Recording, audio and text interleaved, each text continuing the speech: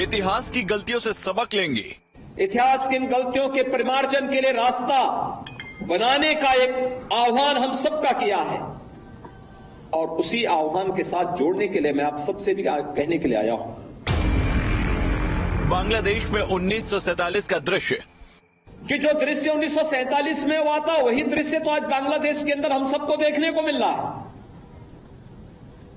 1.5 करोड़ हिंदू किस तरीके से बांग्लादेश के अंदर आज चिल्ला चिल्ला करके अपने आप को, अपनी अस्मिता को बचाने के लिए गुहार लगा रहे हैं। कथित सेकुलरिस्टों की चुप्पी पर सवाल।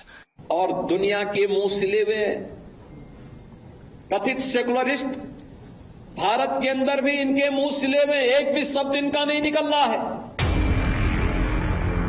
कांग्रेस को अपने वोट बैंक की चिंता, क्योंकि उनको भय है कि अगर इन निरीह कमजोर लोगों के इस पक्ष में इन्होंने आवाज निकाली तो इनका वोट बैंक खिसक जाएगा।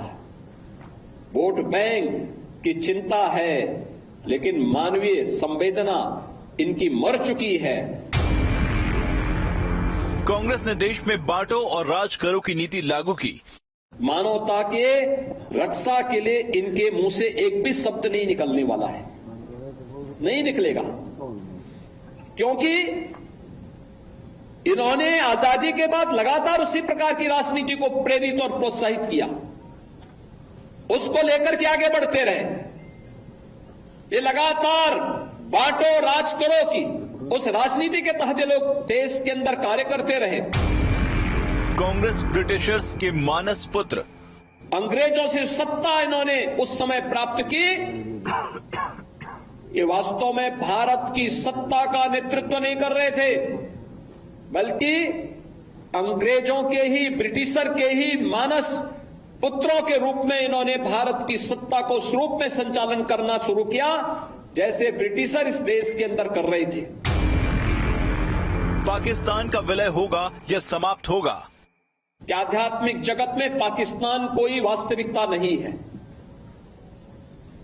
या तो उसका भारत में विलय होगा या पाकिस्तान इतिहास से समाप्त होगा, हमेशा के लिए समाप्त होगा।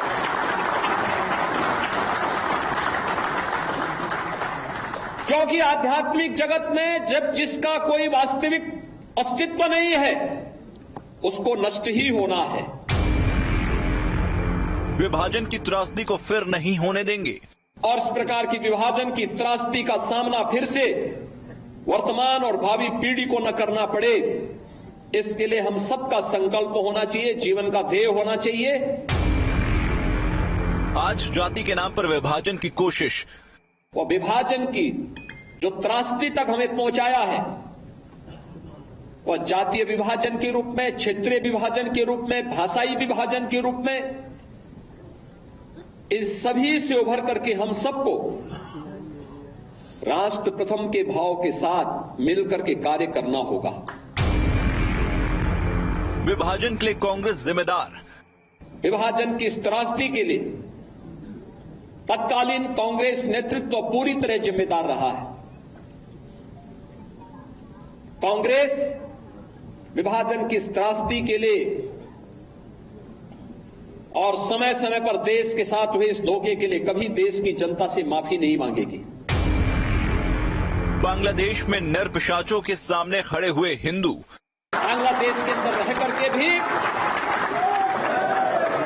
उन नर पिशाचों के सामने उन्होंने अपनी प्रवाह के बगैर अपनी वर्तमान और भावी पीढ़ी को बचाने के लिए सड़कों पर उतर करके दुनिया को उसका वास्तविक चेहरा दिखाया है। मजहबी उन्माद का समाधान अखंड भारत। ये मजहबी उन्माद एकता के माध्यम से ही परास्त होगा। महर्षि अरविंदो का अखंड भारत का सपना इसका समाधान होगा। तो बीजेपी ने आज विभाजन विभीषिका दिवस के इस मौके पर हर घर तिरंगा कार्यक्रम का आयोजन भी किया, जिसको लेकर पूरे प्रदेश में जगह जगह गोष्ठियों का आयोजन भी किया गया है। मुख्यमंत्री योगी आदित्यनाथ, प्रदेश भाजपा अध्यक्ष भूपेंद्र सिंह चौधरी, उप मुख्यमंत्री केशव प्रसाद मौर्य और ब्रजेश पाठक सहित पार्टी के प्रदेश पदाधिकारी आज इस कार्यक्रम में शामिल हुए। बीजेपी नेताओं ने मौन पदयात्रा भी निकाली और इस दौरान सीएम योगी ने विभाजन विभीषिका दिवस की प्रदर्शनी का उद्घाटन भी किया है। 3 तस्वीरें हैं आपके सामने, 3 तस्वीरें ये आप देख सकते हैं।